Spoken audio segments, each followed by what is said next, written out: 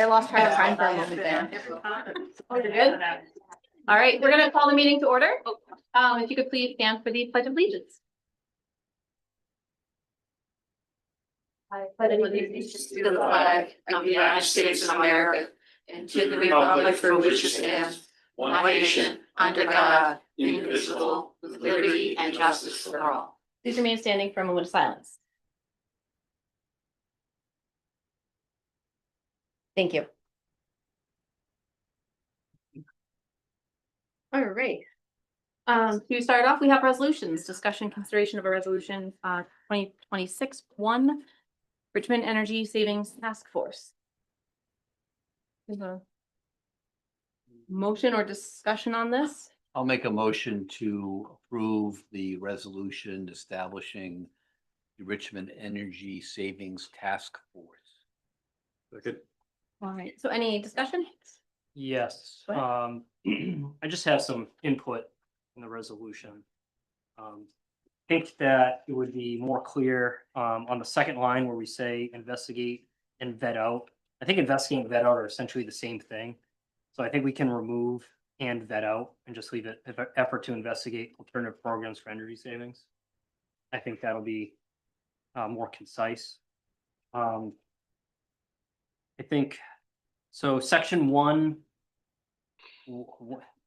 pretty much just section 1 and then subsection 1. It's inconsistent with the other sections, so that should be 1.1. I think that would be consistent with everything else. And then input, and you might want to have it up in front of me because I'm going to change the wording here. Section 3.1. So I'd like it rewritten to state the Richmond Energy Savings Task Force is responsible for investigating and determining if programs such as those provided by Kilowatt AI or similar are viable options to advertise through government media to residents of the town of Richmond. So it's one thing to investigate, but it's one of the things that the responsibilities of this task force is to provide the council with input on whether the government, our government, Right. should be promoting a private entity. So I want to make it clear that that's one of their goals. Yeah. Perfect. Yeah. One of my notes was to ask that they look into other companies as well. And I think you covered that with your wording. Also, I wonder if we should have a certain end date, like maybe end of the year. It can be renewed, but just as a ad hoc committee, having some kind of end date may be beneficial. Mark, you have thoughts as well? My only thought with Dan's language on that last part is they are going to provide a recommendation as to whether Kilowatt or other similar programs should be, publicized or whatever. They are not going to debate whether or not the town should endorse a private entity. And I want to make that clear. That's not part of their charge. At least in my opinion, that's not part of their charge. That's a policy decision. Whether we decide to do that, it's not. The purpose of the task force is to investigate Kilowatt's app and any others that they may become aware of, and report to us on whether they think it's something that's worthwhile making our residents aware of. They're not going to debate the merits of whether the town should be endorsing a private entity. Is that what you meant? Yeah, it just because that was part of the conversation last time. So I'm okay just if we remove the last portion of my statement, because I think you clarified that. If their responsibility is not to suggest to the council that we endorse a private entity, I'm okay with that. I know that was part of the discussion last time, so I just want to make it clear. But if that's not the intention of this, then no problem with me. I'm okay with them either way. Any thoughts down this side? All right. So Can we do our motion or second? I'll make a motion. I'll amend my motion to approve the resolution with the changes suggested by council. You guys got the change? Yes. Sounds good. So we have our motion. A second? Second. Second. Any further council discussion? We'll go for a vote. Councilor Dinsmore. Yes. Madnick. Yes. Palmigano. Yes. Reynolds. Yes. And myself, yes. Awesome. Next we have appointments and resignations. First, we have Paul Erdos. Am I pronouncing that correctly? Yes. Ah, awesome. For the Building Code of Appeals. Can we have a motion for this item? A motion to appoint Paul Erdos to the Building Code Board of Appeals, term expiration of January 31st, 2029. Second. Any council discussion? Okay, we'll go for a vote. Counselor Dinsmore. Yes. Madnick. Yes. Palmigano. Yes. Reynolds. Yes. And myself, yes. All right, we got two boards for Mr. Erdos here. Also, the Elder Affairs Commission. Can we have a motion for this item? Motion to appoint Paul Erdos to the Elder Affairs Commission with term expiring September 30th, 2028. Second. Any council discussion?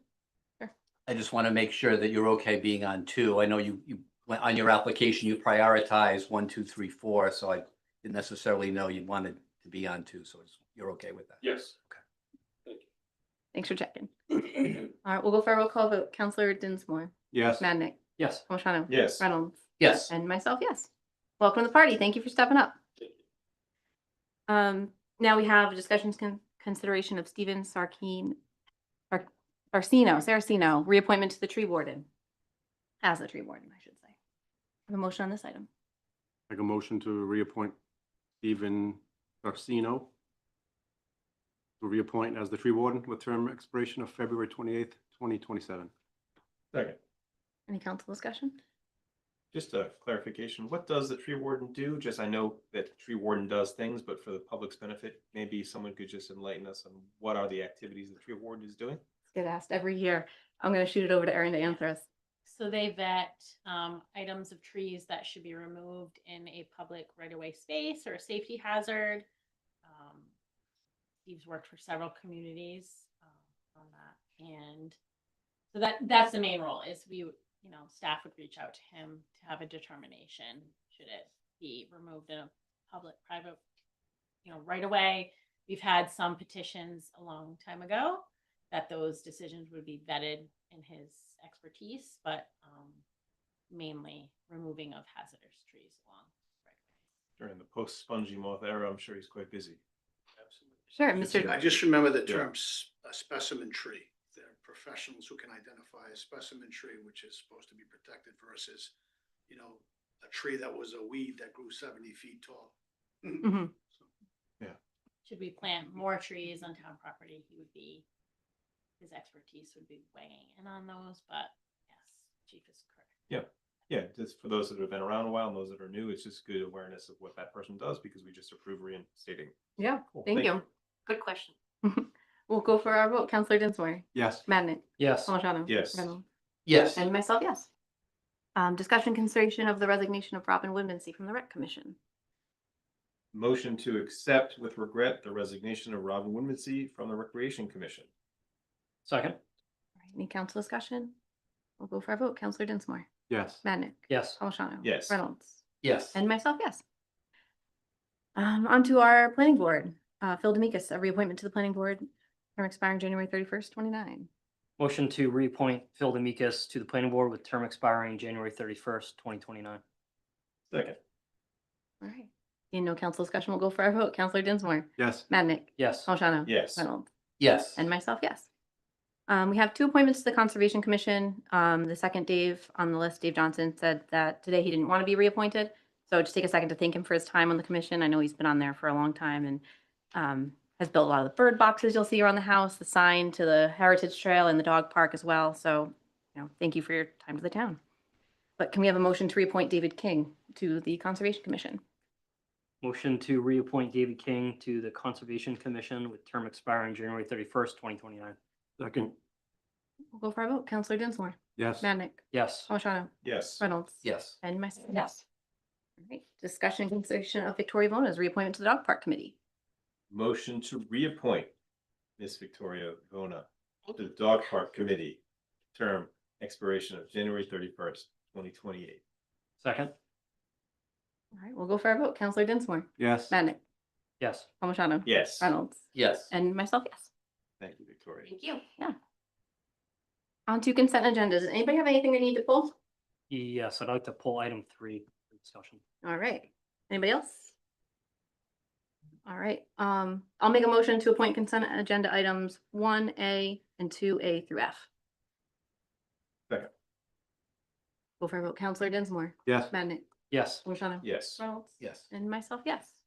All right, Counselor Madnick, what would you like to discuss on this? All right, so I just got 3 questions, see if Danielle can answer them. Nothing too crazy. She's like, oh man, he looked at this stuff again. I can't believe he pulled it. All right, so appropriation of bills, on page 5. I just have a question about, there are 4 charges weekly, for uniform cleaning for $356 in November. Is that normal? Is it $356 charge every week straight? It is. Okay. I saw patterns like that and that just caught me off guard a little bit. Yep. Okay, Yeah, it's the same amount of guys. It's the guys' uniforms, so. awesome. Can I ask Chief Johnson why you're shaking your head no? It's not a set amount every time. It depends on what gets submitted to the cleaners. Usually the bills are like $70 for a pay period, for a week or 2 weeks. And we're still good in that line item. This one is for the DPW. DPW. Okay, Yours is different different. uniform. No, I you're good. was gonna say, that sounded high. Yeah, well, Yeah, it is high. And it was like every week. I said, well, that sounds interesting. Maybe that was a mistake or something. Mhm. Yeah, I got charged, but okay, no problem. So and not that I'm picking on DPW, but I noticed that there was a $1,900 charge for cement blocks for the transfer station wall, which by the way came out really good. I use the transfer station exclusively. I just want to know, and probably should have asked this like a year ago, is there an expense approval process? Is there some set amount where department head just says, all right, I got the budget, I'm gonna charge it, we're good? Or is there some amount where after that it needs to go to maybe yourself or town admin for approval? How does that? We budget? just have like the regular, or anything over 500, like the bidding, that kind of thing. But if it's a repair, other than bids, if it reaches a certain amount, 500, 1,000, over Okay, 399. And if the 3,900. vendor is on the state purchasing, so that changes how those appropriations, but so my assumption is when we, department directors approve their expenses within their department. okay, on like a weekly, monthly basis, okay. Right. Yeah, so when we adopt the budget, their department heads put in what they want to Yeah. spend it on during the year. And then that gets appropriated throughout the year. And I didn't know if there was, all right, if there's like a line item list of here are all the things I want to do this year. And this is roughly how much it's going to be. But then through the year, things come up. Like if you look at the appropriations, there are things like building maintenance. Yep. And my wife was looking over my shoulder last night. I was like, yeah, so you see this stuff comes up, Mhm. right? If you own a home, things come up during the year. It's like every time you turn around, it's $500. You got to fix something. So you're going to make sure you've got money in the bank so you can fix it. All right, and then last but not least, I just wanted to point out to everyone that we bought a new truck in December, a new Freightliner, so that's pretty cool. It's been on order for almost 3 years. Years. It's been, yeah, a very long time. We were supposed to get it a year and a half ago, but it was being made. Nice shiny Exciting. truck now. I Yeah. know. Just want to point that out. That's it. Yeah. Super easy question. Sorry to put you on the spot. All right, I'll make a motion to approve the consent agenda item number 3. Second, Any further discussion on it? We'll go for a vote. Counselor Dinsmore, Yes. Madnick, yes. O'Shannell. Yes. Reynolds. Yes. And myself, yes. On to public forum. The purpose of public forum is to give members of the public an opportunity to address the town council about items not on the agenda. We ask you to limit your comments to 3 minutes. You'll have one opportunity to address the council during public forum. This is out of courtesy to others who wish to speak to ensure we have equal time for all. There will be a timer which will go off when your 3 minutes are up, so you know to finish. If you need more time, we welcome you to submit your comments in writing to the town clerk to be included as a part of the communication section of the agenda. All comments should be directed to the president, not any other person present. So with that, do we have public comment? Sure, Mr. Parker, but do state your name for the record. Thank you, Madam President. Gary Parker, Richmond. Just want to report really quickly, something at EDC initiative with Jerry Off, the principal over there at Charahoe. And thank you so much to Ms. Lees for pointing us to the direction for a program with Junior Achievement of Rhode Island. Basically, it's an entrepreneurship type of training, education experience for high schoolers. I mean, it actually goes all the way down to middle schoolers. But we're going to focus. We've started a conversation with Mr. Off and putting him in touch with the Rhode Island high school level mentor person there. So Yeah, that seems like to be just, we find on the EDC that education, entrepreneurial education and business, basic business management education is kind of a need, if you will. Mhm. And so a lot of folks, adults don't have the chance to come out and do that with us, although we've got the entire groundwork laid out, we've got contacts galore. We figured that maybe another strategy would be to approach the high school principal. And so Mr. Hoff is he's very amenable to that. So Yeah. we're grateful. Want to just thank Ms. Lees, the town administrator, for that quick vector, so we can get in touch with him, and thank Jerry as well for being willing to engage. Awesome. That sounds Anyway, great. That's pretty much it. Thank you, man. Thank you.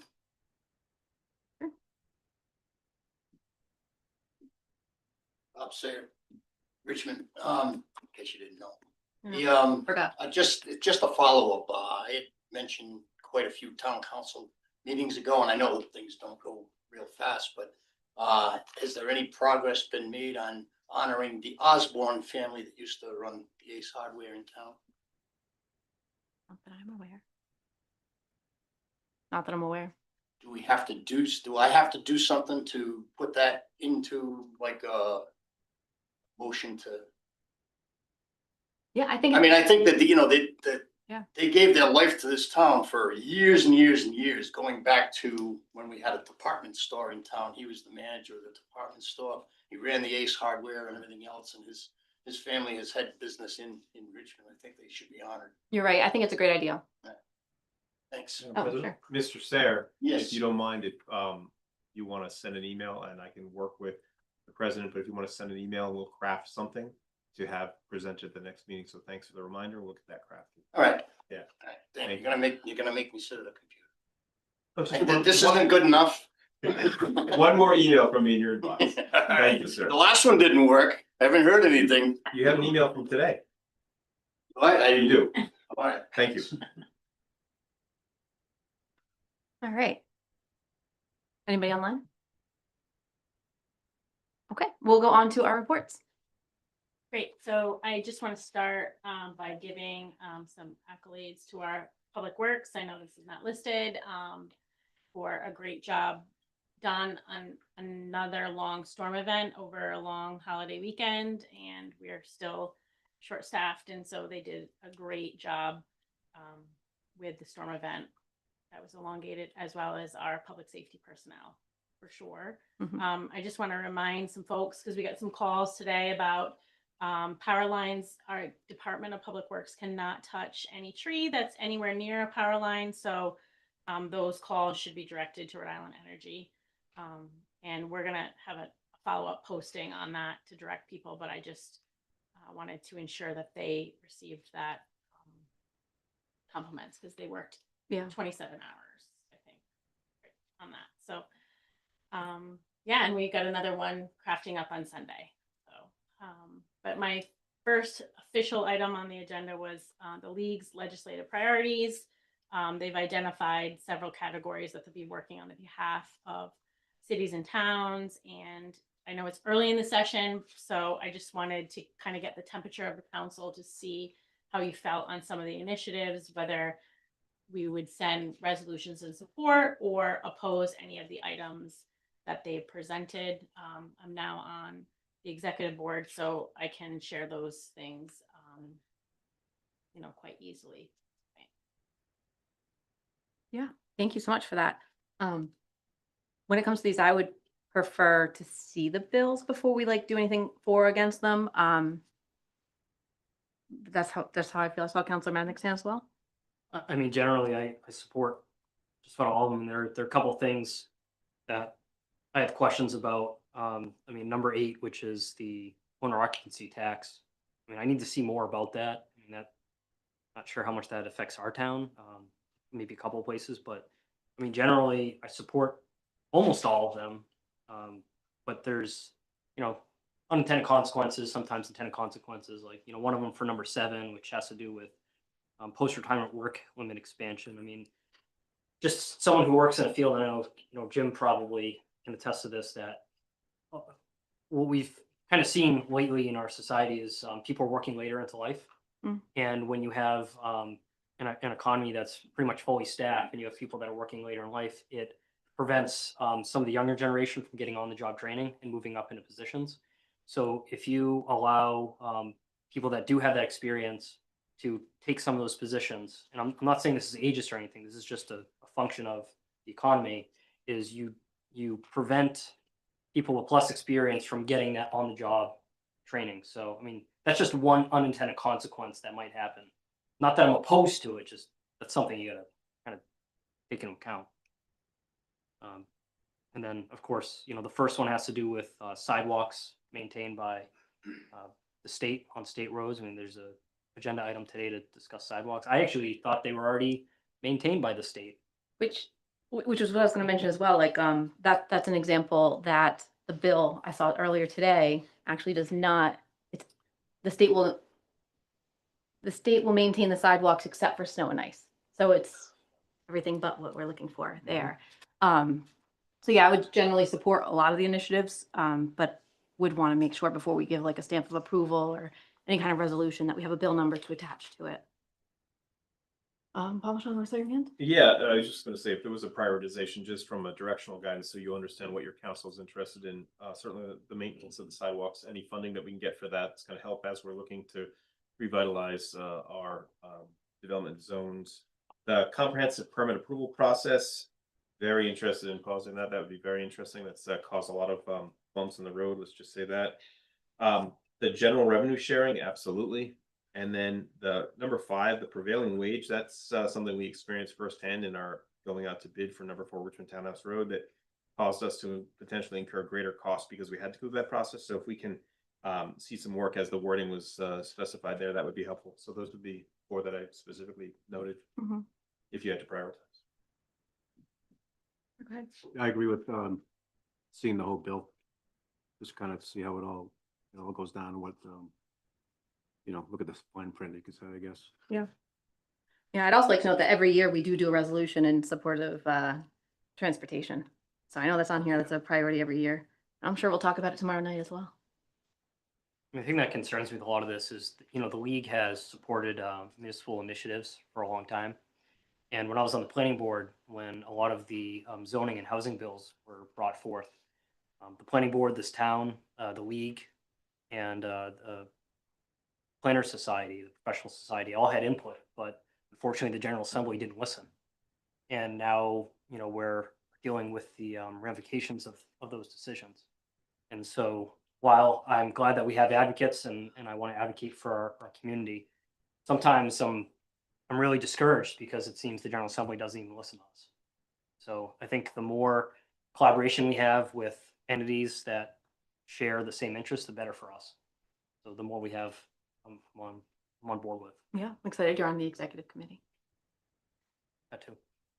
So I'm taking that nobody's ready for it, and I understand we don't have bills to support at this point. The one thing that wasn't brought up is, you know, the primary day change when it falls on an election. That has huge financial impacts, especially, you know, we're going into this year that would be affected by. So once a bill, you know, I'll bring it back and hopefully council will support that because, you know, that's asking poll workers, board of canvassers to work on a Labor Day holiday for early voting and set up polling locations and getting in schools, and the logistics around that is just not really that possible. Yeah. So as these come up, I'll bring back bills if that's the direction council would like, and we can take it from there. Our next is, you know, transfer station's been a very hot topic of us as we try and look at our fees. The Clark Library hosted a electronics recycling event that has our vendor that we utilize. And so Ricky from Department of Public Works did look at what surrounding communities who had posted on their websites charged for recycling of electronic waste.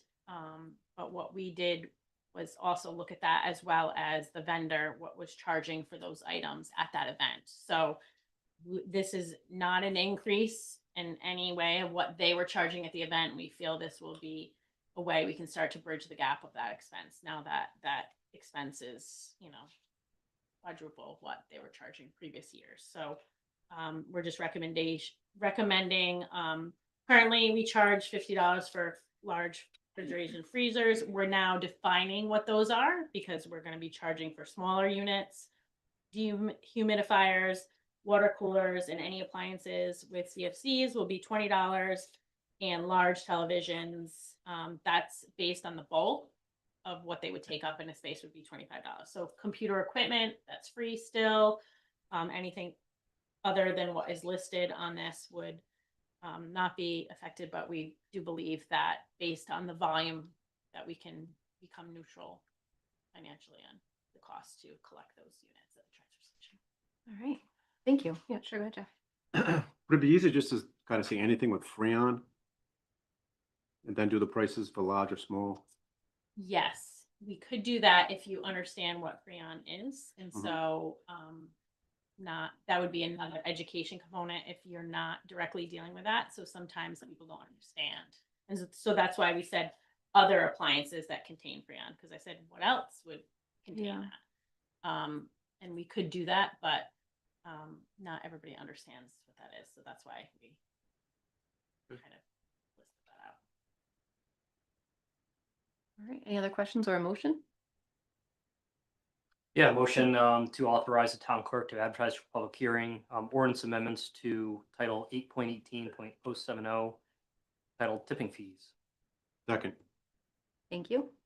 With no other further discussion, we'll go for our vote. Counselor Dinsmore, Yes. Madnick, Yes. Palmstrana. Yes. Reynolds, Yes. and myself, yes.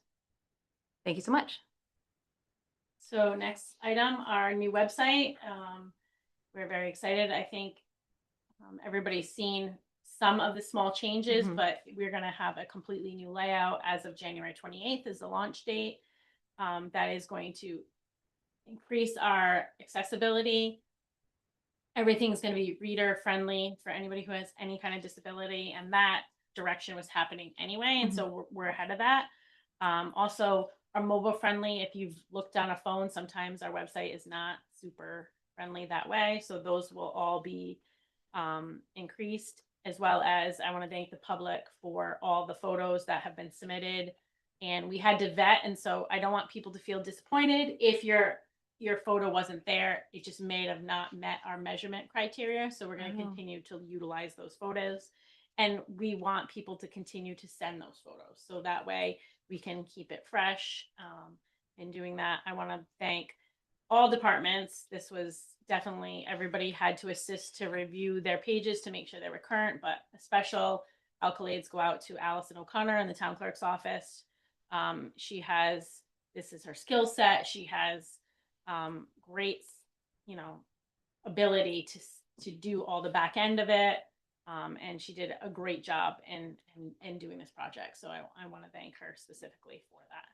So we encourage people to go on and look at it and give us feedback, send that to me directly of what you'd like to see or what could be improved. But we do believe this was a much needed update. Yeah. Again, I want to say this was not an additional cost of our current contract. That was something we were eligible for. And we're glad that this got done in such a short period of time. So January 28th, mark your calendar for the new website. Awesome. Thank you so much. It looks great so far. But Wait till we'll you see see it the on new one and yes, then give more great. feedback about how great it is. Or whatever links don't work. Yes. All right, so on to your next item. So next is for Richmond Townhouse. We have looked at, if you've known, we've gone out to bid a couple times on this, and this is a learning thing. And we have found that some of our bids were very padded based on some unknowns. So now we're breaking it out and going out for septic design first. You can see we received a great range in bids. And I'm very happy to recommend Mr. Diorio, who's done a lot of work in town, not only the lowest bidder, but we have proven work with him, as well as he meets the anticipated schedule. We would like to get this moving sooner than later. And so I'm just asking council to authorize the bid to Mr. Diorio. I'd like to make a motion to award the bid for the design of the septic system at number 4 Richmond Townhouse Road to Alfred W. Diorio, RLS Incorporated, in the amount not to exceed $8,709.50. I'll second it. Any council discussion? Just thank you, Erin, and to Chair Wilcox, this has been part of an ongoing process, as the town administrator said, in our efforts to bring number 4 Richmond Townhouse Road to fruition. Just for the public's knowledge, to administrator, the next steps that will happen in this process. Once the septic design is done and DEM signs off on the approvals, then we're able to go out to bid for the construction of the septic design and the actual construction of the pavilion, which will move forward. So that's just a heads up to the public on what happens next. So this is moving along. It does take some time. We mentioned the prevailing wage issue already, where we were able to change course and really do what's right for the town. So thank you for all your hard work on that. Yeah, thank you. And also just thank you for including all the timelines and the different options.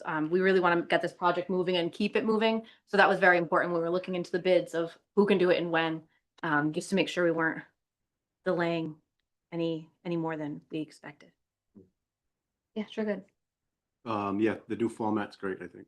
Yeah, that's great for the public. If they want to see where the money's going and, you know, what the lowest bid is. So that's going to work out well. Thank you. All right, seeing no other discussion, we'll go for a vote. Counselor Dinsmore, Yes. Madnick, Yes. O'Shannell, Yes. Reynolds, Yes. and myself, yes. And that was it for your items. Thank you so much, Erin. On to Chief Johnson's report. Good evening, everybody. Good evening. Good evening. Rain souls went out in the cold. So just had 2 items. I also wanted to echo what Aaron said about our DPW and the storm that we had. Obviously, it was forecasted for a lot less snow. It became much more intense. And we had 2 officers on the road that night, 1 dispatcher, and the calls were nonstop during the storm. We ended up having 2 drunk drivers right after the division playoff game with the Patriots. Launched themselves into the snowstorm. 1 hit a stone wall on Carolina Newsnack. The other one crashed after sliding down a driveway in King Arthur Drive across the road into another driveway. They got stuck. Normally, when you're arresting a drunk driver or any suspect who might be under the influence, it's great to have 2 officers for safety reasons, observing whatnot. Also, they can become combative. In this particular instance, both drivers that were impaired were cooperative with police, so they were able to handle it on their own at different ends of town. But it's not ideal. So the storm was just, dispatch was fielding call after call. DPW was plowing. We had a parking ban in place. And as they were traveling neighborhoods in town, on occasion, somebody forgot their keys to the car. They couldn't move it from the street into the driveway. But we were trying to keep the street clear so the DPW could plow right to the edge of the road. They did a great job. On December 30th, you can zoom in on us, Kendra. Can you work that camera? Thank you. We conducted an honor patrol in memory of Officer Ryan Burt from Jamestown, who died in 2016. He was killed by a drunk driver going the wrong way in 95 by the New London Turnpike overpass. Obviously, left behind a huge wake of pain and suffering for the Jamestown Police Department, his mom, dad, his best friend. This one kind of hit home. He's been memorialized at the Rhode Island Municipal Police Training Academy, and they created a memorial brick in his memory. And the staff chooses every class 1 recruit to carry that brick throughout the whole class. And I mean, they're carrying it everywhere. They went to a plunge for Special Olympics, and the recruit was lugging this big heavy brick around. They do calisthenics. He's running, a mile around the field with the brick in his hand. That recruit was actually Derek Adams, who we hired. And it's a huge honor that he was asked to handle that task and carry his memory. Derek worked this honor patrol on December 30th with Brock Taylor, our SRO. They were out for 4 hours before midnight, stopped 9 cars. Fortunately, nobody was drunk that night. Apparently, you have to target divisional playoff games because that's when they come out. The last thing I have is we have changed our records management software system. This has been a project that's probably been in the works for almost 12 years. The Police Chiefs Association has been looking for a statewide vendor option, cloud-based, that's hosted at 1 location, and we're end users on that system. It has been a major undertaking because of the turnover in the Chiefs Association, the changes in the committee, and then the ability to get clients to bid on this thing, vendors to bid on it that could do everything that we were asking it to do. The current system we have is at least 30 years old, and we have our own hardware. which means maintenance costs, which means they could, you're over a barrel when it comes to paying those annual fees. They can increase them at any time, and you're kind of stuck with the product that you have. It's outdated. It has served us well, but there's no future in it for us, and this is the way to go. So we were part of phase 2 of this project. It started last year. State Police, Central Falls, I think Newport PD were in that first phase. So they worked some of the kinks out, because there's always kinks when you're rolling out technology. And we have officers that are tech savvy, and we have other officers like myself. I can get there, but it takes me a while to figure it out. Mhm. So I want you to imagine the way that you used to report and capture data and analyze data and then answer public records requests in a timely manner, as you have to do by law. Rearrange your furniture in your house, get new furniture, shut the lights off, and try to walk from here to there without tripping into something. That's what it's like right now. Mhm. It's probably gonna take us a month to get up to speed. But the team at CSI has been wonderful. We had training on site at the State Police Headquarters where they had laptops for every officer. So our dispatchers, our civilian staff. And then last week was the rollout where they actually came in, they were on site with us for 5 days and kind of help us navigate the system. But the busy time was actually the storm during the weekend, and obviously during the weekend, you're kind of on your own. So credit to our people for being patient, taking their time, but this is definitely the best quality system, better information sharing, better interoperability with other departments. It's really the way to go. It's nice to see it finally come to fruition. That's all I have. Awesome. Thank you so much. Chief, thank you. On to the 250th Commission report. We have Kristen Chambers and Victoria Vona. Ready? Who's going to help us with that? Okay. And myself. Hi, I'm Kristen Chambers from Richmond. Victoria and I are a couple of the members of the Richmond 250 Commission. We're really excited about the events we have in the planning. Sam, were you going to say anything? I think I have one of the events I was going to Yeah. mention. Yeah. We have a speaker series there's one in March because it's Women's History Month. Most of our events are from May through September, but we have a special reenactor coming in March on Women of 76. That will be at the fire station. And we have Mark Trimmer, who will be reenacting General Barnum in May. I've seen him do that before. It's really interesting. And we have a man who is coming for 2 different speaking events. One on Rhode Island and the American Revolution, and another on Nathaniel Greene, our own Rhode Island hero. And we have Loren Spears, who is talking on the Indigenous service in the Revolutionary War. So all, to me, really interesting topics, and I think people will enjoy them. We also have book discussions via Zoom. We've got 2 of them, one in May, I think, and one in August. And they're just going to be very free form. I'll give a list of books to choose from, or you can pick your own related to the Revolutionary era. And people can just share their thoughts, and if you're into books, I think you'll enjoy that. Dave Johnson was unable to come tonight, but he's heading up the History Hunt, which is a scavenger hunt. You've probably heard they're very popular in the last few years. The History Hunt is going to be focused on, since we don't have a lot of revolutionary locales or buildings, we do have some. It's going to be general, old stuff around the town and the Chariho area, and even some that are outside of the Chariho area.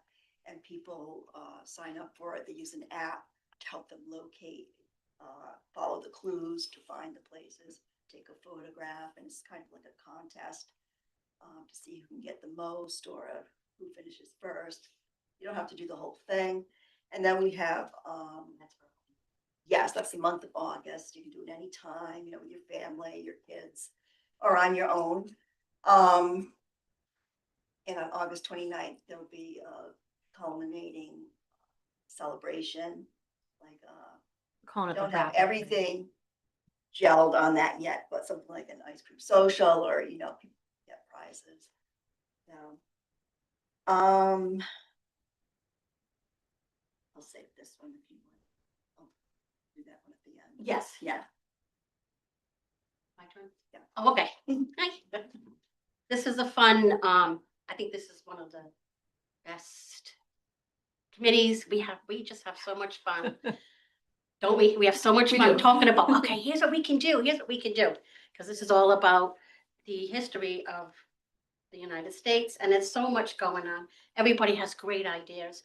One of the things we are going to do is we want to do a time capsule.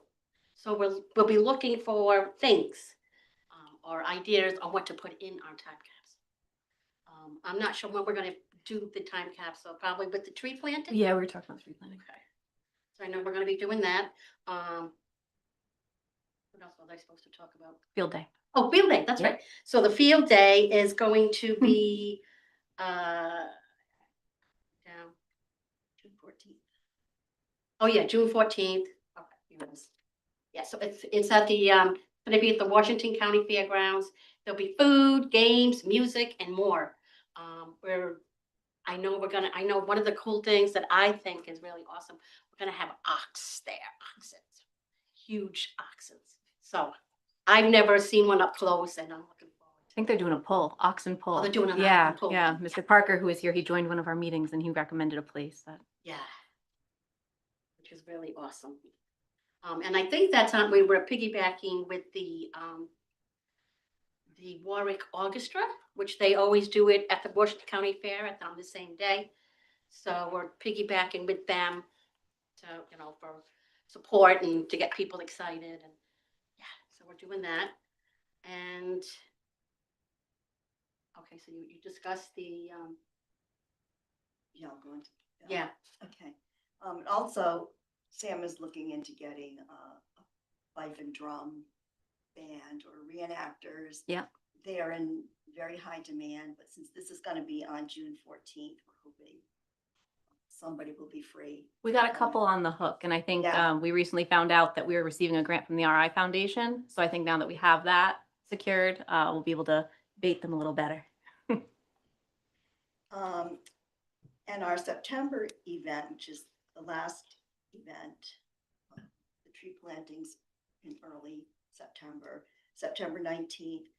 Just coincidentally, the Bell School's 200th anniversary is this year, 2026. So as president of the Richmond Historical Society, I co-opted the Richmond 250 events to celebrate that as well, because there's the Bell School right behind you on the Mhm. panel seal. So I have a lot of fun things planned for that. We're going to have student involvement. I spoke with a high school teacher who's got a drama class, and those kids right now they're doing some historical research to reenact Rhode Island or someone from Rhode Island history. So we'll probably have a few of them. And I want to have kids from each of, the elementary school, middle school, and high school be involved in various ways. We have journalist Betty Cotter. If you read the West Virginia Sun, she has a weekly column. She's very into history, and she'll be speaking on the history of the Bell School. She'll be publishing a book about it. We'll have cake, we'll have games, it'll just be a fun time. I'm hoping, to have it on the town hall grounds with a tent. I hope Yeah. lots of people will come out. It's going to be a family event, a town event. That'd be good. Awesome. And the only thing I was going to mention was the Liberty tree planting. I'm sure people are noticing communities are getting their Liberty trees planted, wondering when Richmond's going to get ours. We decided to wait to be towards the end, kind of as a wrap up for all of our events, in hopes that the property across the street would be ready and the pavilion will be up so that can be planted there. If you're not familiar with what I'm talking about, the state is providing a maple tree to every city and town, including ours. So they're doing a lot of the planning, and we get a little bit of wiggle room to make it more Richmond-y. So that's scheduled tentatively with the state. They're on board for this date of September 1st. We're hoping prior to a council meeting, we'll come here early to get our tree planted and do our time capsule possibly the same time. So I think we covered it all. Thank you so much for coming out and sharing. Yeah. go Except ahead, for one Victoria. thing, we are working on a pamphlet that's gonna highlight everything that we're doing. And we will be trying to get, sponsors on our pamphlet. And I don't know if that makes any sense. And so we're gonna get like 1,000 pamphlets, and they're gonna be everywhere announcing everything that we're doing. And we will be going to different businesses to say, hey, do you want to advertise in our pamphlet? So I wanted to mention that too. Yes, thank If you. anybody's interested, yeah, we could use your support. And we also need another member of the commission. There's 7, but someone had to drop out, so we are looking for someone to apply. Yes. We need help. Yes. It's a lot of work. Yeah, it's fun. It's a lot of fun. And I can't believe it's gonna be over in like a year. Thank you both so much. All right. On to unfinished business. Discussion consideration of amendments to the chapter entitled Entertainments with authorization to advertise. Do we have a motion or discussion on entertainments? Make a motion. Anyone? Yeah, Oh, yeah, sure, go can I ahead. just say something real quick? Yeah, go ahead. When I first looked at it, it was a little bit hard to tell what was going on because of the colors and what was crossed out. I know last time it was just a line through the regular font. Mhm. It was just a little confusing. I don't know, it might have been confusing for some people if they tried to, to go and look at it. So I don't know if we could find a better way to do that, or some of it looked okay, but some of it when there was a lot of sentences that you had to change. It was hard to follow. So we took the last reiteration that we presented to council, and Chris and I took a look at it again. And so we did draft changes on that versus the existing ordinance. So we apologize if that was confusing, but we wanted to track where it was going because outdoor entertainment was kind of taking a different direction, and I'm glad we took the time to go back to it because I think we could have initially it was going to be probably more confusing than it would have alleviated what we were trying to address. And so this is simplifying this to expand on the definitions of outdoor entertainment by saying other outdoor public performances and changing it not just as a concert or such, because we didn't really have certain events that aren't typical, like the balloon festival. Yes, is that outdoor entertainment, but we don't have balloon festival. So we kind of took a look back at what we were doing, expanded the definition a bit, but the meat and the potatoes of this is that, as well as removing the admin fee, which I'm not a proponent of. The reason why that was there is when we were printing and mailing large packets to business entities, we don't do that anymore. So there's no need to charge on that. The other large change in this is the police personnel on these events. It should be up to the chief's discretion.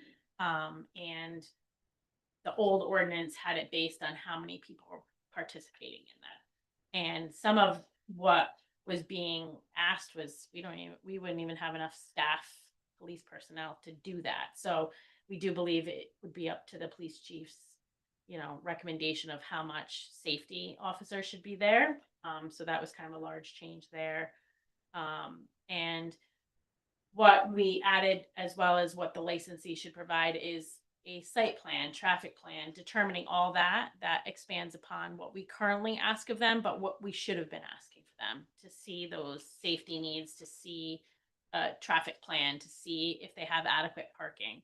And this is above what their normal course of business would be. So those kind of the large portions of that, but a lot of the strike changes in that was because we mocked up the last version that you received, and we felt it was important because it had been some time since you guys have seen That makes sense. Any other comments? Sure, go ahead, Jeff.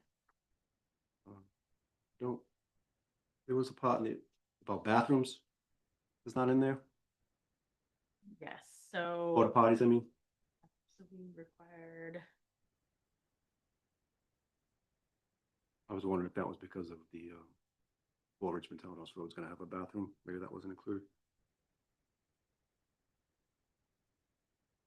no, I think, because every area, This is not limited to town property. Yeah. No, I know. Okay. the license shall provide a minimum of the number of toilets recommended by the Department of Health. So we just left it at that, so Department of Health would dictate. That would be. We didn't change that. Sure, go ahead, Counselor Palmigano. Yeah, I just had a question, under section 5.44.010. Just,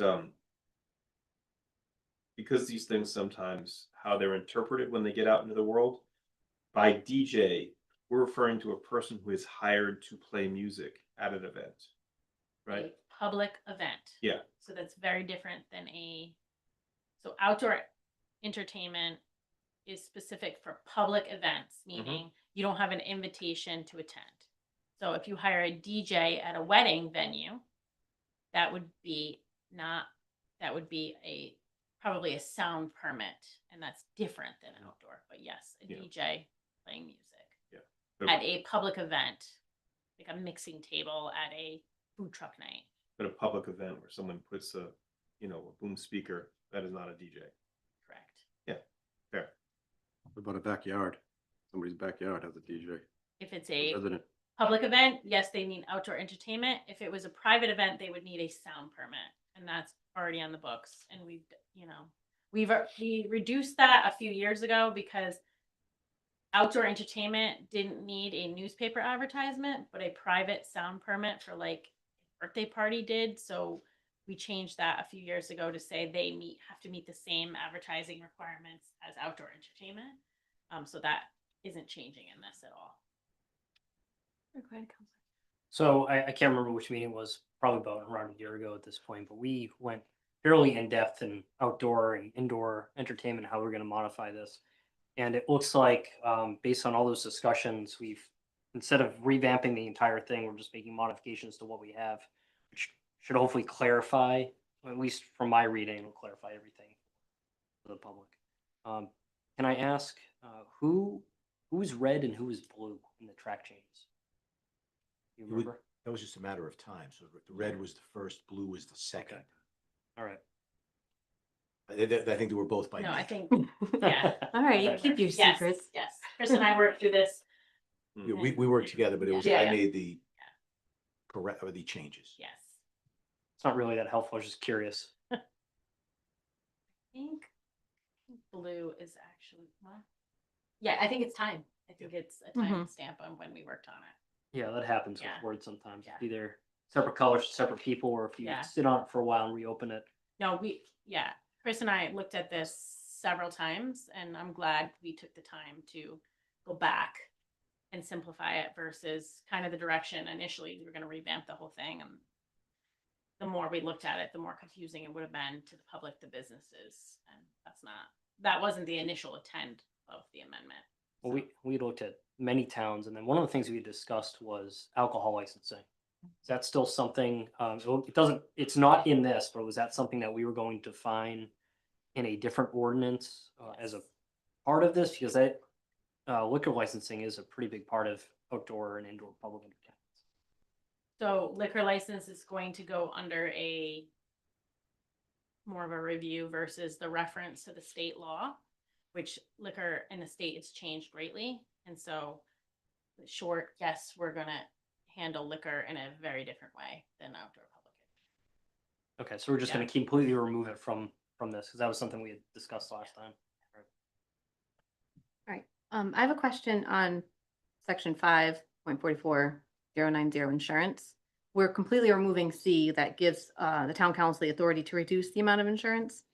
And I would like to know just kind of why we're removing that authority from council, and if we don't have it, does somebody else then have that authority?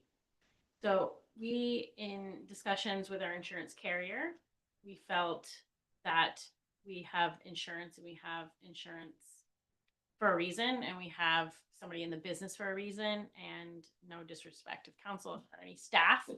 But it should be up to them to determine what proper liability coverage would be for the town. And so we didn't want to promote exposure, in a way that, you know, I think council to limit liability be done obviously in a way to offset costs. But now insurance can be acquired from nonprofits and several different entities that would not put the town in any jeopardy for liability. So, So we can, as non-experts, and no offense taken on that at all, we can require them to have more, but not less. And so, I don't know. Wouldn't our judgment be the same, making them carry more arbitrarily or less arbitrarily? no, because it doesn't. I know it doesn't affect our exposure. liability or exposure, yeah. Okay. There's 2 section 09 items. You'd notice that. Yes. Oh, I did not. Thank you. Any other questions or concerns? Are we advertising it for public hearing? I'll make a motion, I suppose, to advertise it for a public hearing. Second. All right, we'll go for our vote. Counselor Dinsmore, Yes. Madnick, Yes. Palmigano. Yes. Reynolds, Yes. and myself, yes. All right, on to the other unfinished business, which is the discussion consideration of the chapter 5.20 hawkers, peddlers, and door-to-door salespersons. I know we discussed it last time. We sent it to staff, as well as Counselor Palmigano for some revisions. Do you want to add anything before we go into questions, discussions, motions? Sure, I just, appreciate the draft, work that the solicitor had done. And, he had sent over something for review, and we had spoken to make a couple of refinements to bring that before council for a review before it's to go to a public hearing. And I think what we've stricken is understanding that, legal exposure to attempting to or proposing to ban it entirely would be problematic. So this is a compromise where it allows for companies to still do this type of activity, but it puts the power in the hands of the residents to decide whether they want that activity happening at their premise or not. And it also gives a clause where in those cases where there's some gray area or at the learning curve where maybe someone has an infraction where as a company they don't or they call upon a residence where they didn't check the registry first, it gives the town administrator the ability to overturn that fine and just allow the entity to learn the new process. So I was very happy with the work the solicitor did, and I'm sure that you all have some feedback, comments, or discussion. So thank you for entertaining it. I do have a few. Does anybody else before I go have any? Yeah, sure. I think Jim answered this, but it's on page 2. It's under enforcement penalties. My only question after reading this was, why would the town administrator waive fines for violating the ordinance? And so now I understand it's a little bit of empathy is, hey, I didn't know we had this. Now that I know, I'm going to get myself into compliance, do door-to-door sales. And then the TA will say, okay, you didn't know first time. You're good now. We'll just waive the fines. But if you do it again, I'm going to charge you. If I may, there's a tangible example that you could think of if you're owning a seal coat business and you do a driveway, and oftentimes you want to walk to the neighbors to put a pamphlet in their driveway or to their house, which is benign. But I'd want to make sure that they were at least aware that, the best thing would be to leave some of those pamphlets with the homeowner the next time, and they could distribute them to their neighbors because someone might be on a no-knock. But I wouldn't want to see that business who might not be aware of that penalized. So it gives the town administrator, if there is a complaint made, she could say, hey, here's a learning curve. We'll, give you a pass that time until we get, so you understand the process. That's all. I don't want to see anyone caught in the kind of the technicality of it. All right, so another discussion. I'm going to go for my comments, I suppose. Under section 3, the permit fee shall be established by the town council and allocated to the Richmond Recreation Commission. I think this would be an opportunity for the permit fee to also offer no soliciting signs. I'm sure they aren't too costly, especially if we buy them in bulk. So it would be a good opportunity for residents who want to have a no soliciting sign to further enforce this. They could have it. Also, we should probably establish the fee here, or this would be under the other section that is entitled fees, actually. So 306 is fees, but I do Okay. believe is part of the conversations and to advertise, should we go that direction tonight? Some establishment fees would be, Okay, we would need to Okay. advertise. that makes sense. And then in section 4, we're limiting the scope of the time frame that somebody can be out, which these times makes sense to me. But it says as set by council resolution, and I'm wondering if that part's necessary because we're establishing it by this ordinance, so that may not need to just even be there. Just so we don't have another place for somebody to look and not understand the rules. And onto the no-knock registry. I get it. I kind of like it. I think it's a great tool that somebody could use to very easily go door to door, but I can also see it being a big burden on staff. So this is something that I'm really on the fence about, where I would be okay with us not doing it. I think it puts a little bit too much responsibility on staff. Like if somebody doesn't get added for whatever reason, they don't fully fill out the form, or a technical issue happens on their side where now they're upset with us for trying to do our best. I also can see an issue where if somebody's issued a license, they're issued for a year. Like how often are we going to update them? How often are we going to send out a new list to them? Do they have to come ask for it? It just seems extra, but I can also see it.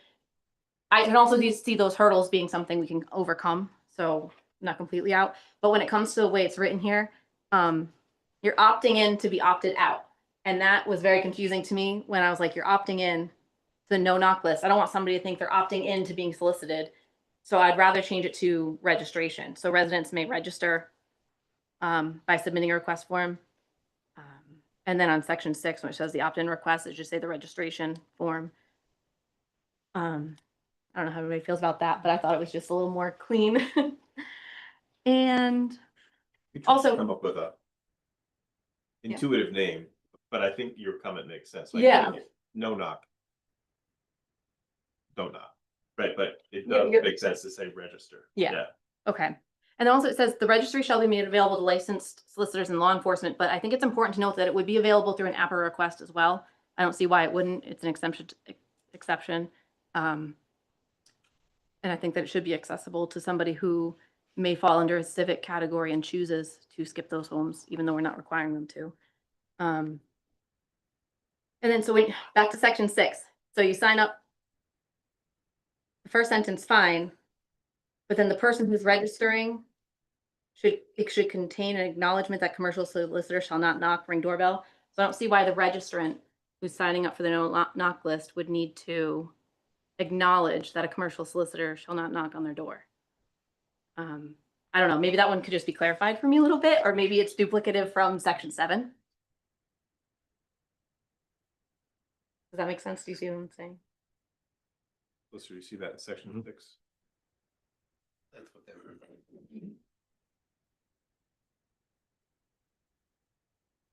It shall also contain an acknowledgement that they're requesting a solicitor. Shall not knock. Okay, so that would make it more clear to me, at least. And then section 8, again, fines shall be set by town council. I guess we already answered that because it'll be allocated in the other ordinance. So that's all my notes. Did anybody else have any notes or comments? Yes, go I ahead. just think this is gonna be a super headache when it starts for the town. A lot of extra work. I mean, phone calls, emails, things like that. People kind of get used to it and know what's going on, because I mean, it is hard to get the information out to everybody, so I just think when they find out about it, it's going to be like I said, a lot of phone calls, a lot of emails, so.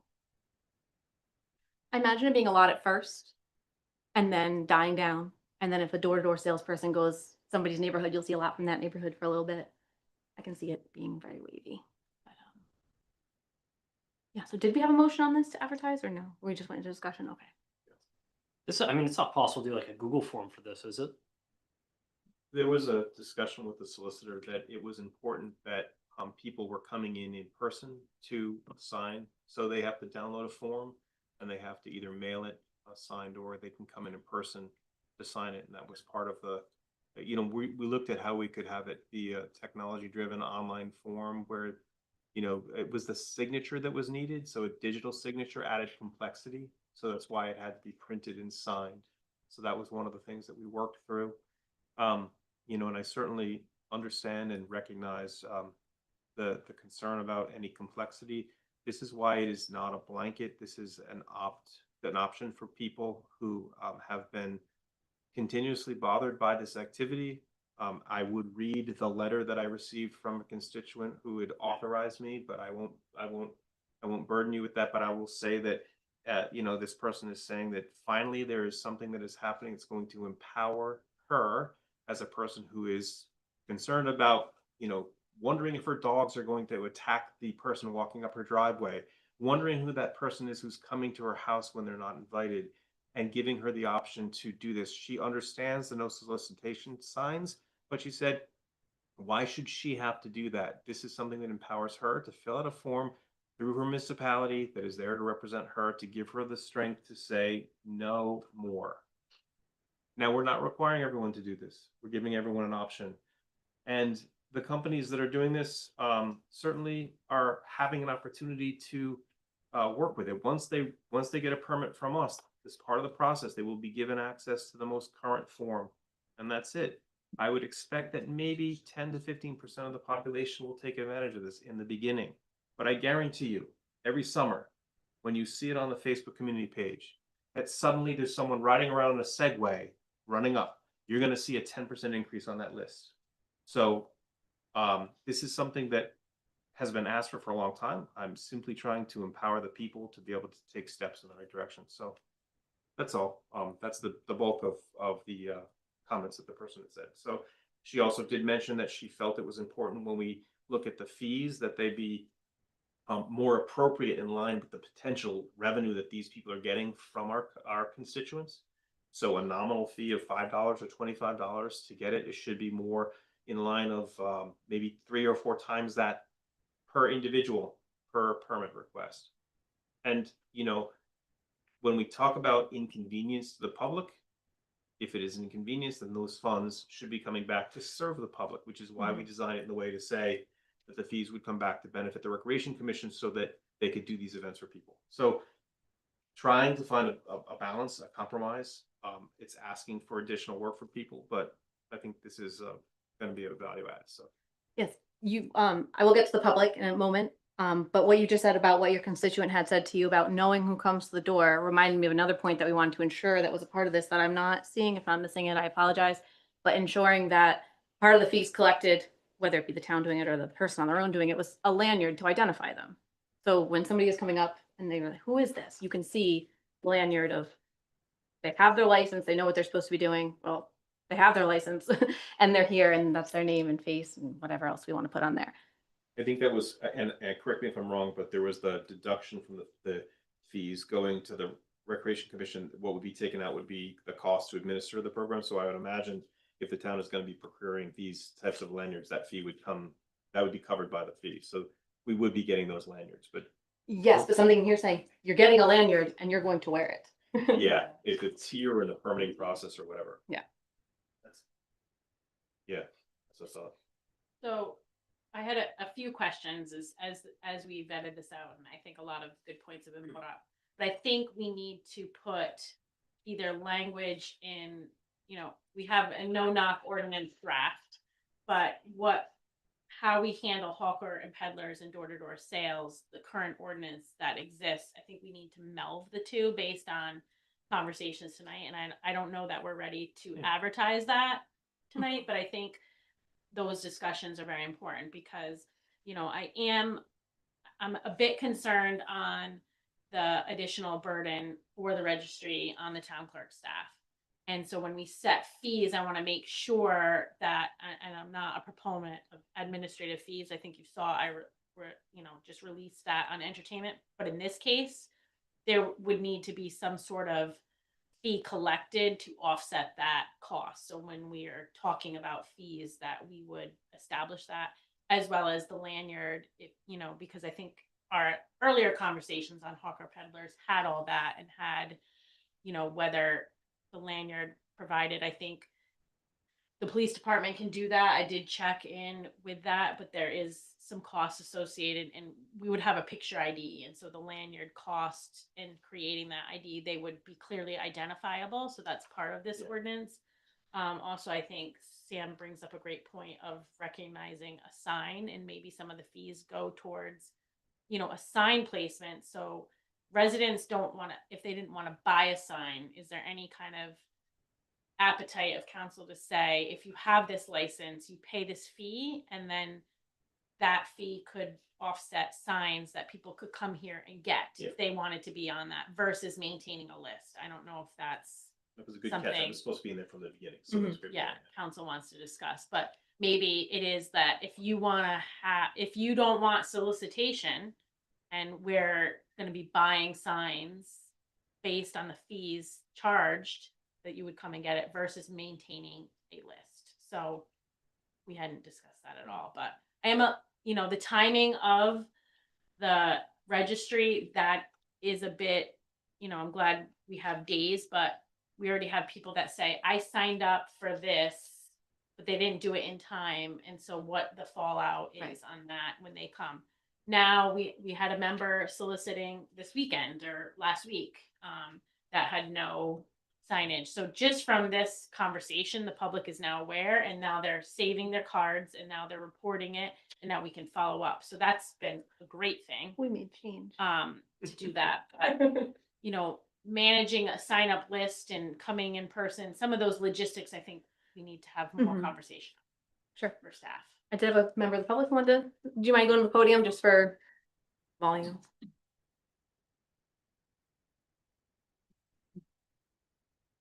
Paul Ernest with Richmond. And I had just read this in preparation of coming tonight and seeing what it was. And to me, it seemed like almost like a solution looking for a problem in that we already have trespass laws and no soliciting signs that we can take advantage of. I understand Jim's representation of the constituent that wrote in. So I was wondering are there already ways that we can just strengthen or put meat to trespassing laws or things on, if you put up a no trespassing sign or a no soliciting sign, is there any way to enforce that or? Because I was thinking the That same would thing be- that several people have voiced now, because now the no registry. And I think of, years ago when it was a do not call, and everybody right away put me on that list, and then we all forgot about it until now our phone tells us you're getting a spam call. Now we can check it that way. So that was just a question that I had. Seemed a little redundant, so yeah, that's just my comment. Thank you. I think that's a good question for our solicitor, if we can strengthen those. I think you could. I mean, the signs, you have a no trespassing sign, no solicitation, no trespassing. And then that solicitor enters the property and you call the police. Police would come. Trespass is a crime. It's more than just a civil infraction for violating the ordinance. So I think there's real teeth there.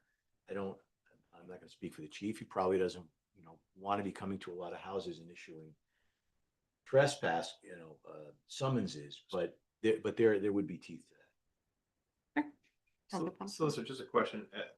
Oh, sorry, Chief, I don't know if you want to answer him. I was just gonna say, Solicitor, if there's a no trespassing sign, that would stop someone from a nonprofit from approaching the property. That would probably stop someone who is expressing religious freedom. It would probably stop someone expressing political ideology from coming to that property. And there's a lot of people who don't want to stop those behaviors, but they do want to stop the random person trying to sell them a widget. So that's there's a balance there. It could be a no solicitation. Yeah, which is How somebody interprets that, I don't know. Yeah. Someone who's a religious organization wants to come by. and I don't want to see those rights infringed. Hi, Chief. So generally, historically, with Solicitor Casalino, who handles our criminal cases, trespassing is usually charged after we have been called by the homeowner to serve someone with a no trespass order. So they can't claim ignorance. The problem with signage, someone can go into court and say, I didn't see the sign. I didn't know the sign applied to me. I thought this was a neighbor. I was welcome there, and they tossed the case. So we usually will entertain a no trespass order. We offer that service to the homeowners in town. We're on cue. I didn't realize I ran that long. That was for me. They knew I had an order, you know. So, it works, and very rarely, when we serve a no trespass order to somebody, do they violate that order. Sometimes they'll stand for a year or two, and someone will call and say, is that still in effect? But most of these solicitations, they come to a community, they hit it for a day and they leave. If they're not licensed with the town, they're not aware of the borders between Hopkinton and Richmond. At least they claim they're not. And they can be difficult unless you're looking for a sign. So it works, but anything that you can do to enhance someone communicating to one of these people wandering onto their property, that they don't want to be bothered. They don't even want to have that 30-second conversation. They don't want to mute the TV and wait for the person to knock and go away.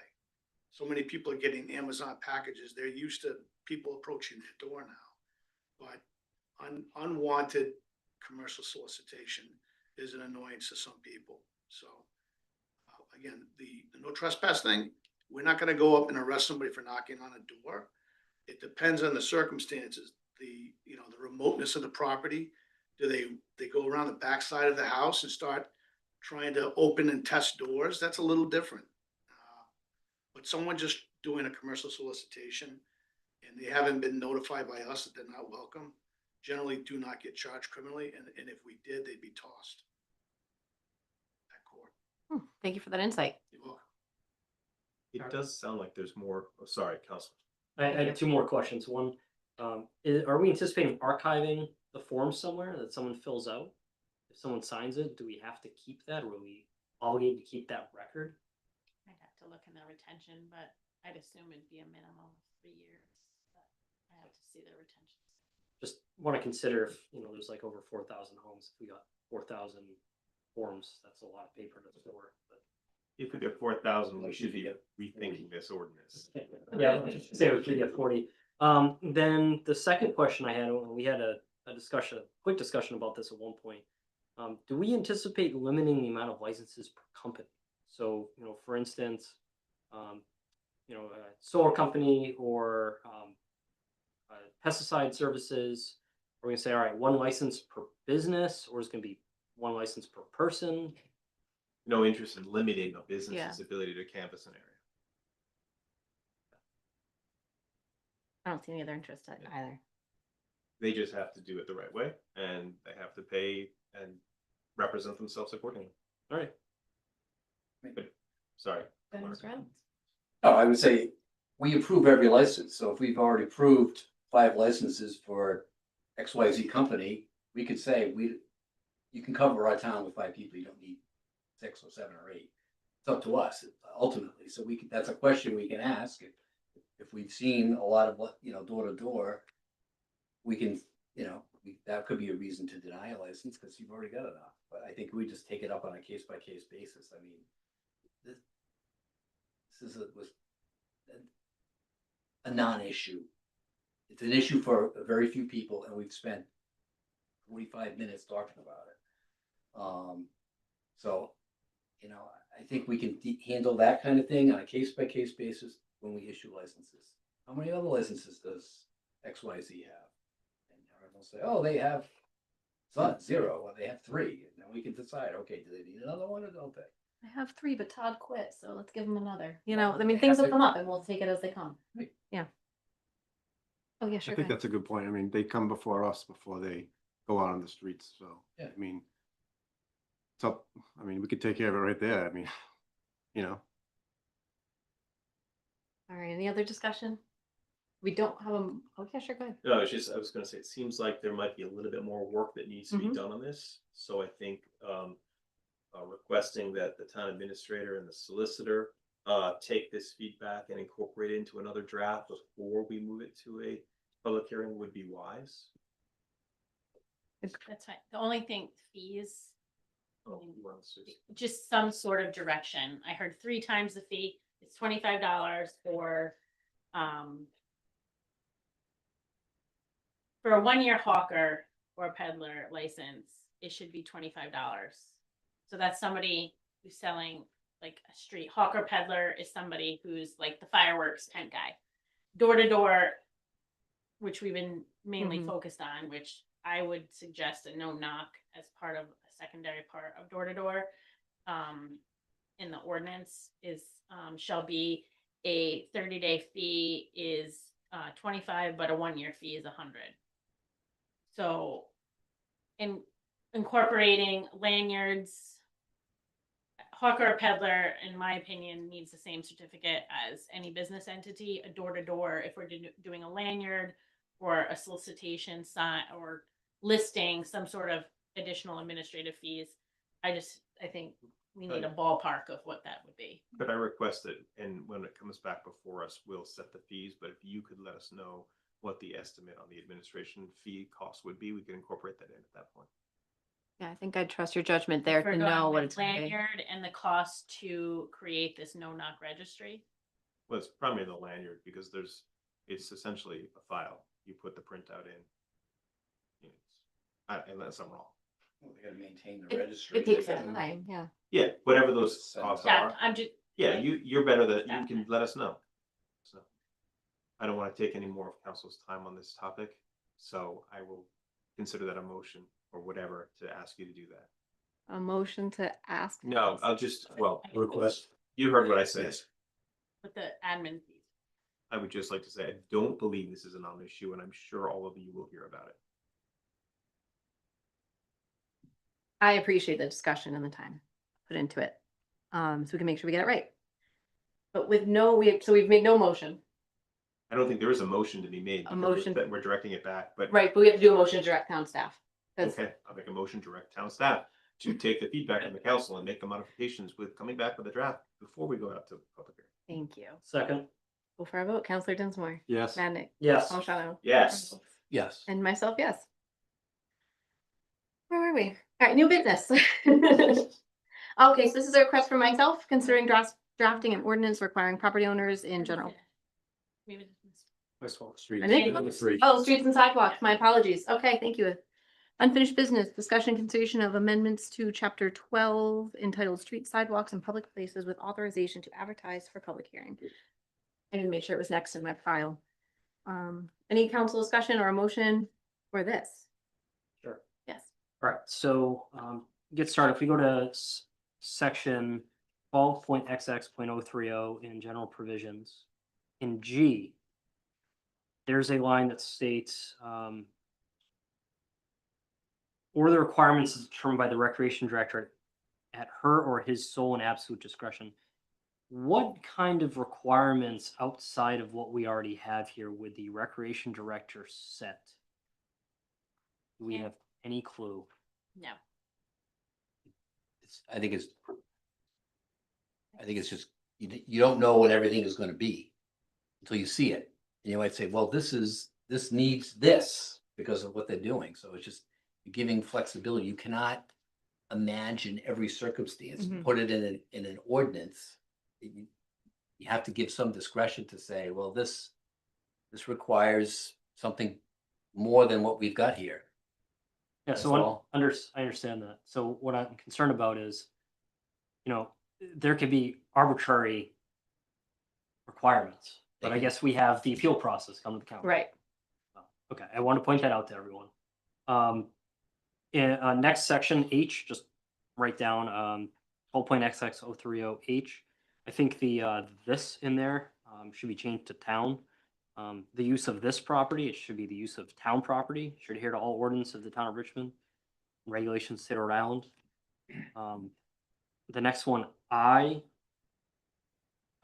user must collect and dispose of all trash and return property to its original condition. User shall be responsible for the cost of any additional cleaning necessary, as well as the cost of repair of damage. So that of should be or cost of repair or damage to the property. And then What's the repair damage? if you read it, doesn't make sense. Necessary as well as the cost of repair of damage. Meaning necessary as well as the cost of repair of damage. We can. Okay. I read it differently when I First one over it. And then section 80 B 1 II. Mm-hmm. We write in there there's a special event permit. What is a special event? No, permit? that should change to outdoor entertainment. Okay. And then my last comment on this is on the fee schedule. So that's on the last page of this. Non-local, non-profit organizations, fees to be determined by the town council prior to reservation. I would like the council to consider changing that so that the fees revert to the standard fees instead of the town kind of arbitrarily deciding. Because this would be an instance where it would have to come in front of the council, but we're trying to make this so it doesn't have to come in front of the council unless there's some kind of appeal process. So my recommendation is that those fees just revert to the standard fees, not determined by the town council. So they just get, they get charged just like everybody else. Okay. Unless they ask for a waiver. So we're providing Richmond nonprofits with no fees already, but outside organizations outside of Richmond have to ask the council for a waiver to those fees.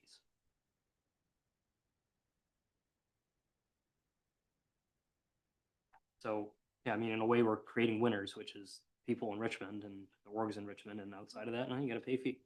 But that is consistent with other communities.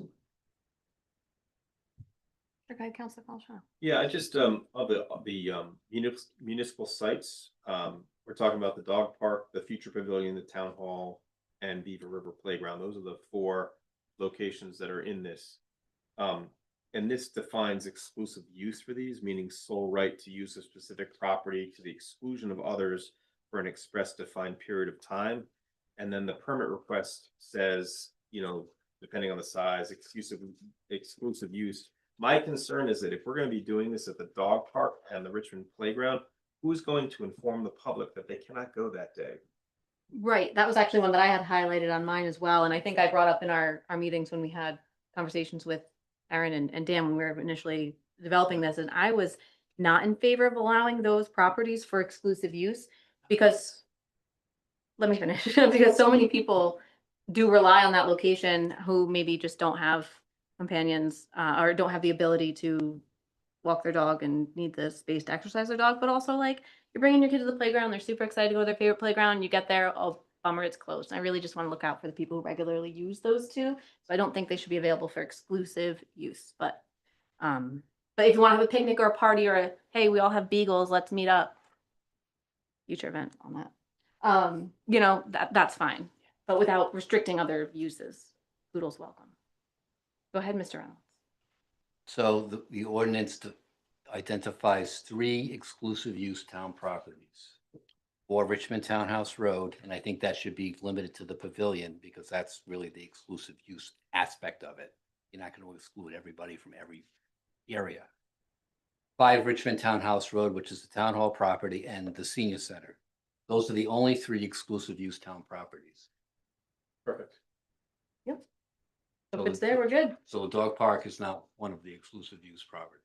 So one of the listing for other municipal sites, that's not part of it then? No, so just for some clarity on that, we discussed that, Sam, Dan and I, on those sites, but I did add it at the end there because council didn't have a discussion generally to say, do you want to have the dog park? Do you want to have the playground? But based on conversations tonight, we do not want to have that. So those would be removed from other. Oh, that makes sense. sites. Yeah. So, but as a council, you all hadn't decided. Okay. that. I think you can Yeah. have an event at the playground, Correct. Just in not- which case you would have to get a permit. You just wouldn't have the exclusive use of it. Yep. Makes sense. So I think leaving in other municipal sites is fine, but the exclusive use, as Mark correctly pointed out, is defined in this second section here. And are you comfortable with people obtaining permit for those other sites? For larger events or no? Yeah. Yeah, But they would not have exclusive use. they would not have. So you could have an event there, but Mhm. other people are gonna be allowed to go to that property, and we're not gonna close down Beaver Playground at the dog park. Just a question on that. Does that mean that we would be limiting the permit per that time period of day to one? Like you wouldn't issue 2 permits for the same location at the same time? You could. You could? If you had 2 small gatherings, you could do 2. Yeah, so there's no. Again, it's got a director who's gonna look at the calendar and say, oh, it's open, all right, well, someone's there, but they're expecting 5 people or 10 Yeah. people or whatever. So, Yeah. yeah, I think, again, it's Gives them discretion. depends where, what, who, how big, how small, whether it's cloudy, sunny, rainy, no. All right. So I'll make a motion then to advertise this for a public hearing with the amendments that were mentioned by Councilor Mannick. Second. We didn't have any other amendments, I believe, so. There was one that you I- mentioned as well. I just said making, in the list of exclusive uses for Richmond Townhouse should refer to the pavilion. I amend my motion to also include that recommendation by Councilor Reynolds. Have a second? Or did I I go second? second. You did? All right, perfect. Any further council discussion? Yeah, sure. I mean, I know it's gonna be a public hearing, but I think we've vetted this out. But as always, these things are flexible. If we find that something doesn't work, just come back and we'll modify it. And we're trying not to be, make it painful for people in the community. But, we've had instances of, with issues in the past with exclusive use on town property, and I think we're trying to clear that up so it's fair for everyone. All this is about. Yep. Perfect, thank you. We'll go for our vote. Councilor Dinsmore, Yes. Matnick, Yes. Palmigano, Yes. Reynolds, Yes. and myself, yes. Awesome. So now on to new business, which is the request for myself to ask staff to draft an ordinance requiring property owners in general business and Trantic Village to clear snow and ice from adjacent sidewalks within a specified time. I included a little bit of information in the agenda, but this came to my attention recently after snowfall, not the most current snowstorm last week, but the one prior to. Shoveling along Main Street was inconsistent. Some places did great, some places did not. I reached out to Hopkinton because they share Main Street with us, and they were actually working on an ordinance that was very similar. So that was really interesting. And I did attend their public hearing and learned some of the issues that they had, which their concerns are a little different. They have a lot more residential properties, I think, than we do. They have a big stretch of a ball field that's seasonal. And looking into other municipalities, it's not unreasonable to ask an owner next to their property to shovel their sidewalk. And if we're looking to create little village hubs, little village centers, part of that is walkability. I'm a Rhode Islander and I hate driving. I will gladly walk blocks versus finding a new place to park. So yes, I put this forth to see if any other counselors had any feedback, thought it was a good idea, terrible idea, hurdles we need to overcome, etc. So, should I put a motion? I'll make a motion to ask town staff to draft something for our review. Second. All right. Do we have any council discussion, questions, input? Yeah, I got a couple. Sure. Mark, you want to go first? Well, I saw Jim's hand as well. Go Sure. Okay, so has there any been, maybe this is good that Chief's here. Has there been any recent safety issues with sidewalks in Richmond? Any complaints, anyone being injured that we know of? Not that I'm aware. Are you aware? I am not aware of any recently. I know there was one that was not really a sidewalk, but it was a paved area in front of the hair salon across from Woodman's Insurance, where there was ice. It might have been 7 years ago, 6 or 7 years ago. Someone fell and broke their leg. I don't know whether that resulted in a suit or not, but I don't think there was any action against the town. Okay, so that's I got a couple points. I'll just run through them all. We just talked a little bit earlier, but the League of Cities and Towns is advocating for state highway sidewalk responsibility turned over to the state. I had already thought that was the case because a lot of our sidewalks are on state rights of way. Hmm.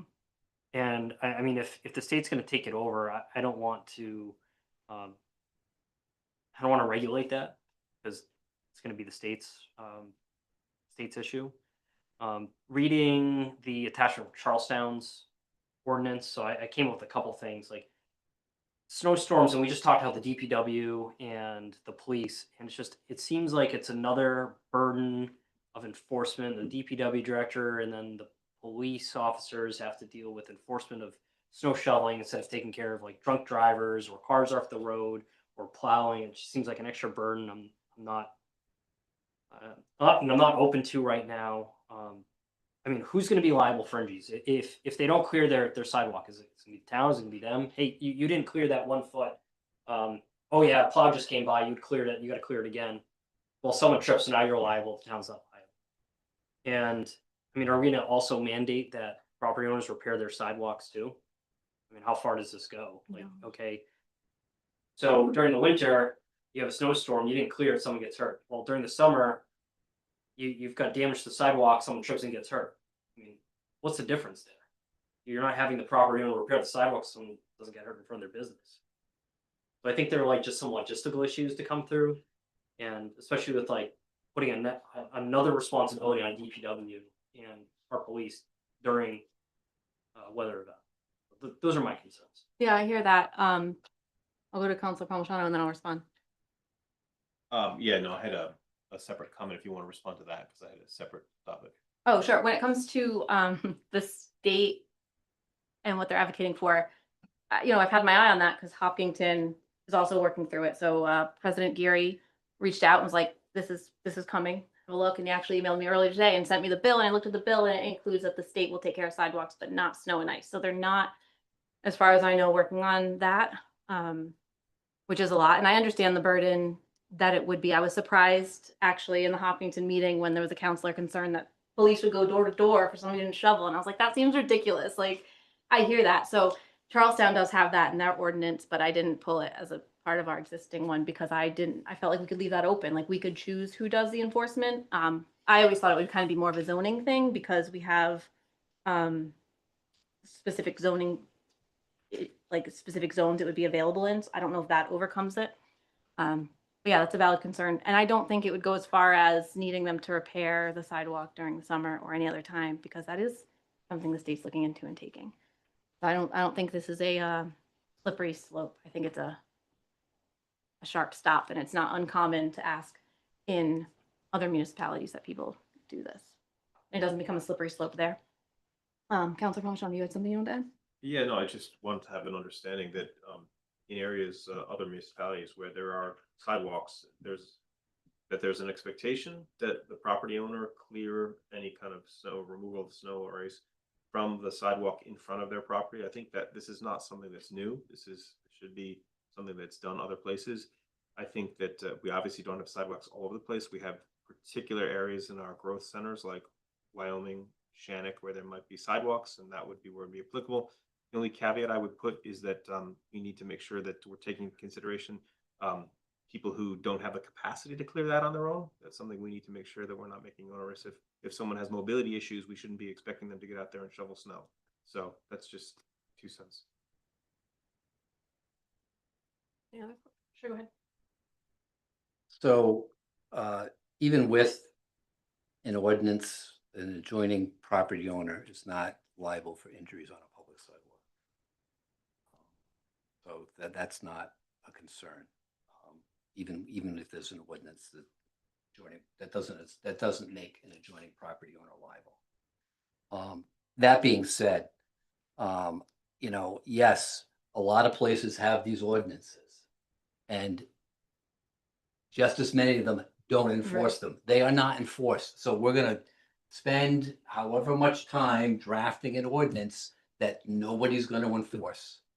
And all it's going to do is generate complaints from the public saying, why aren't you enforcing the snow, you know, the shovel your sidewalk ordinance? And, you know, you've got some property owners who are going to take the initiative and they're going to clean the sidewalk in front of their house. And you've got some who aren't, and an ordinance is not going to make a difference. And, you know, this is Rhode Island. This is not, you know, North Conway, New Hampshire, where actually the town clears the sidewalks. They got a little machine, they go around and clear the sidewalks. We don't have that. We have snow, it falls. Typically it's gone in a day or two. And so, and we don't have, you know, we want to have a village atmosphere in Wyoming, but we don't. So we don't have high pedestrian traffic in that area. So I just see this as creating an ordinance to not be enforced and not really solve something that's a problem. So I just don't think it's necessary.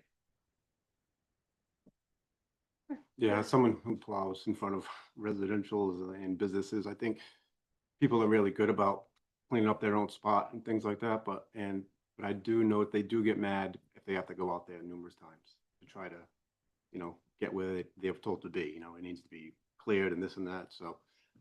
Because the plow goes by half an hour later and it's right there again, so, it's not fun, believe me. So that's just might something to think about.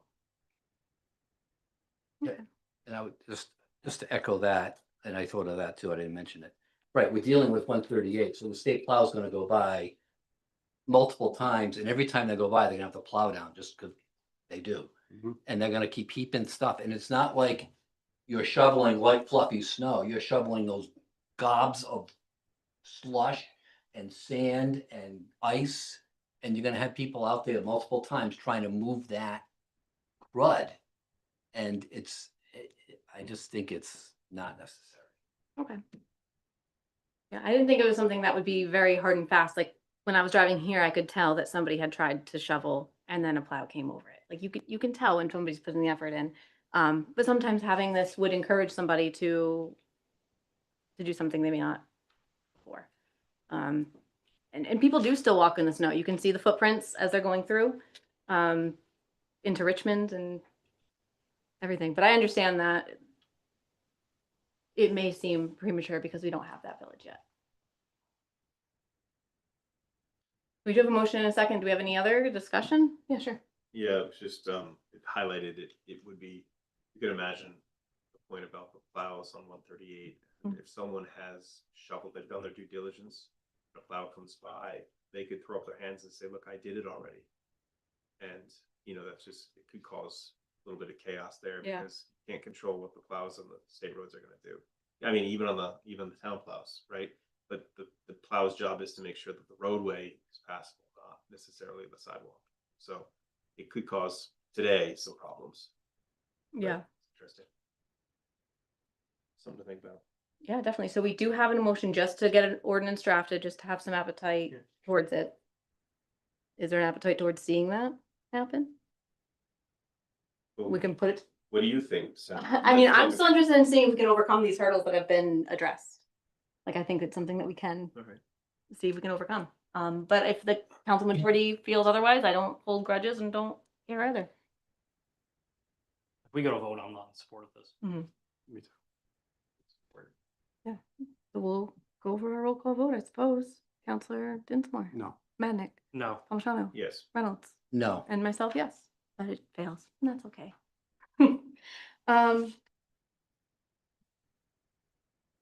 On to discussion and consideration of proposed addition to the district use table 18.16.010 entitled use regulation. So this came from our planning board joint meeting that we had last week. So we just need a motion here to authorize our town clerk to advertise for the hearing.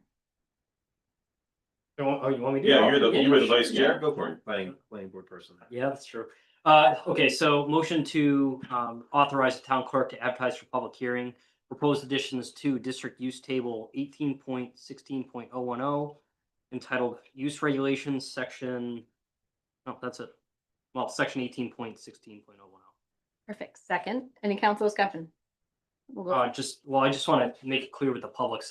We had a workshop last week, and we want to provide the town with additional time and opportunity to go through all the special use permits, perform due diligence, and really determine what the community wants from those uses in certain areas in the town. And we felt that right now, because of the state law, that there are some special use permits that are permitted by right. And for lack of better words, we don't want to be caught with our pants down. Being a member of the planning board for 5 years, I saw it with the solar. The town got caught without having proper ordinances in place, and now we've got solar farms in places we don't want them. So we just want to give ourselves time to go through it, do it right, instead of just doing it to get it done. And this is not permanent. There's really no way to do temporary ordinances. So what we anticipate doing is prohibiting all special use permits for now until we give ourselves time to go through it appropriately. That's all. Thank you. Anything to add? All right, we'll go for our vote. Counselor Dinsmore, Yes. Madnick, Yes. Palmigano, Yes. Reynolds. Yes. And myself, yes. All right, does anybody have anything they'd like to pull from communications, petitions, proclamations? I do. Okay, yep. I do. I'd like to just pull K1 E for discussion briefly, very briefly, and K1F for the next agenda. You pulled K1F. And E? C, I'm sorry. Thank you. C, it's hard to read. C, it's the Economic Development Commission for just brief discussion. All right. I'll, Are C and F for tonight or for the next I agenda? did check, just that I'm just pulling it for discussion now, C, Okay. and the F is for the next agenda. Pulling it for the next agenda. Okay. Did I do that correctly, Administrator?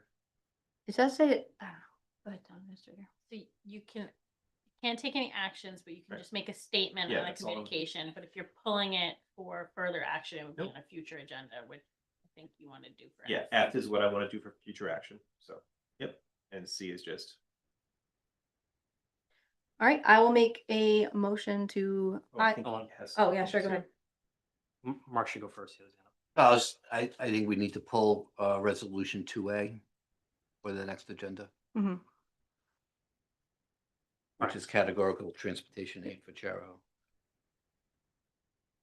I'd like to put 1C on the next agenda. We can Oh. discuss it, but we'll put it on the next agenda. And then also I concur with Jim in putting 1F on the next agenda. And our requests will be to ask if EDC members for 1C and land trust members for 1F are available to participate at those meetings. I think these two are very important to discuss as a council and for the public. And if I may add, also, you may want to have some representation from Recreation on one F, because that in the letter it was deferring to them, so there might be some involvement. Maybe the Recreation Director. Maybe not. So- Whatever. And then I will make a motion to file communication 1A, B, D, E, G, H, 2, B, C, and D. Second. Thank you. And I just wanted to thank the planning board, our rural land trust, and our economic development commission for providing annual year reports. It's appreciated because I read them and it's awesome. We'll go for a roll call vote to file.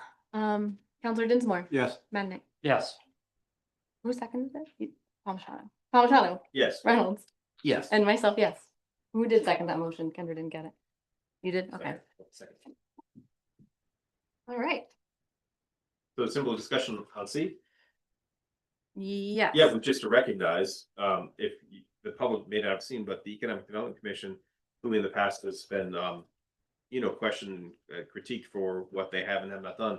They put together Gary Parker, who's the chair, put together an extensive list of the 15 plus items that the EDC has done this year. So I just want to take that moment to recognize it's just an amazing amount of work that they're doing. I think it's important. That's all. Thank you. There's the discussion. I want to echo that. I mean, I Yeah. read through the whole thing and I mean, wow. Yeah. Wow, it's a lot of work. And the reason I want to have it on the agenda is I think there are a lot of things that the council should consider. The report's great, and I know Gary left, but we got to have more collaboration between the council and the boards commission. Just that workshop we did with the planning board, it's Yeah, fantastic. sure. And if we can do this with the EDC and the land trust and move some of these goals and actions from the comp plan forward, I think we're going to be in a real good spot. There you go. Get the comp plan. Put that in there, Mark. For you. That was a gift for you. All right. So no action taken on those three. And we'll go for a motion to enter executive session. Somebody wants to read that out? Or I will. A motion to enter executive session pursuant to RIGL 42465A2, Carlson versus Town of Richmond. Okay. We'll go for our vote. Counselor Dinsmore. Yes. Madnick. Yes. Palmigano. Yes. Reynolds. Yes. And myself, yes.